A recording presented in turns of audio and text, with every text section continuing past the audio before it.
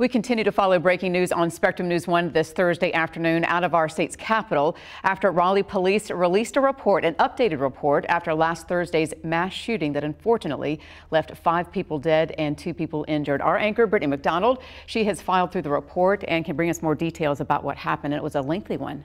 Yeah, it definitely was, and we're finally, Claudine, getting answers to what actually happened on that horribly tragic day. So let me try to walk you through it all. It all started just after 5 o'clock last Thursday, a week ago. 911 calls came pouring in, reporting multiple shots fired near the golf course in the Hedingham neighborhood with victims.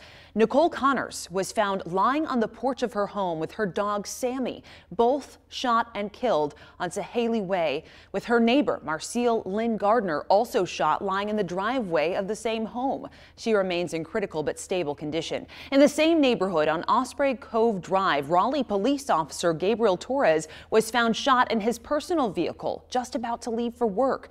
The 29-year-old had just joined RPD in March of last year. He later died at the hospital. Officers arrived within 10 minutes of those 911 calls. The caller said the shooter was running towards the Neuse River Greenway Trail with a shotgun, described as wearing camouflage. One witness actually captured a photo of him and gave it to officers to try to help. Within minutes, more calls started coming in, reporting 2 more people had been shot on the Greenway. Mary Marshall, who was just walking her dog.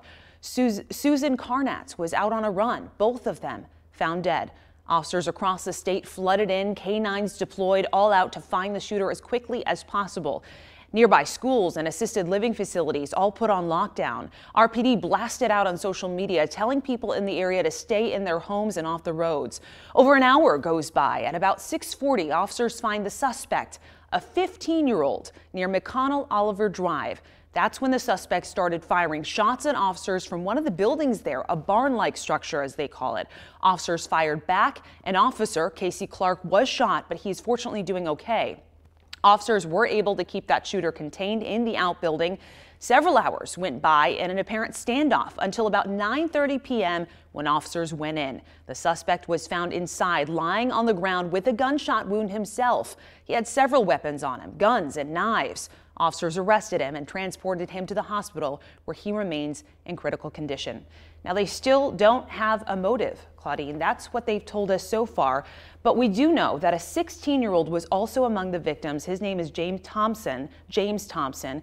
He was also found dead. Police say he may have actually been the first to be shot, and he's apparently the brother of the shooter. Now, police have not named the shooter or their connection, but we actually did get earlier this week a statement from the family of the apparent shooter, who said our son Austin inflicted immeasurable pain on the Raleigh community, and they're now grieving the loss of their son James. So that tells us that they were brothers, even though police have not confirmed that yet.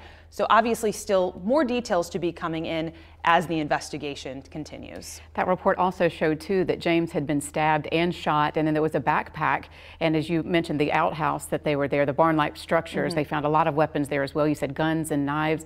A large hunting knife was found out right outside of that. But what is unfortunate about this case is it just seems to be random, because officers said there's no connection with these victims. That's right, Claudine. One of the lines in the report says that there were no connection between the shooter and many of these victims that were just found shot along the Greenway or in their homes.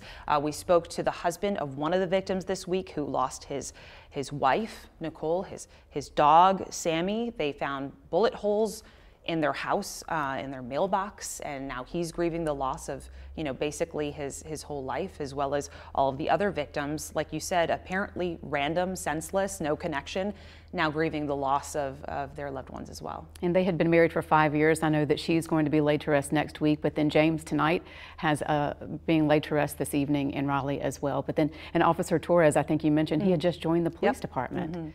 Yeah, it's just so many victims in this senseless mass shooting, and still a lot of questions even after this report came out, just understanding why. What is the motive? If they were brothers, what went on? And then why did he carry out the shooting, within what, a mile or a long Exactly stretch right. of way in that neighborhood that a lot of people say, is pretty quiet and cordial. A lot of people are friends. Yeah, Greenway, going out for a run. Exactly. And the suspect's mom also said that there was no indication that he would have done something like that. She couldn't tell that he would have gone out and done any of these things. So still a lot of information to unfold and a lot of details to be discovered. Yeah, we have that full statement from the family of the apparent shooter on our website if you want to read the whole thing that we released to you earlier this week. Really chilling. They're also grieving the loss of their 16-year-old Awful, son. heartbreaking. Yeah, so still a lot to be uncovered. The investigation continues. You can continue to follow the latest developments from the shooting in our Spectrum News app, from custom notifications to weather alerts, just to know what to expect for you and your community. You can download it right now from the Apple App Store and Google Play.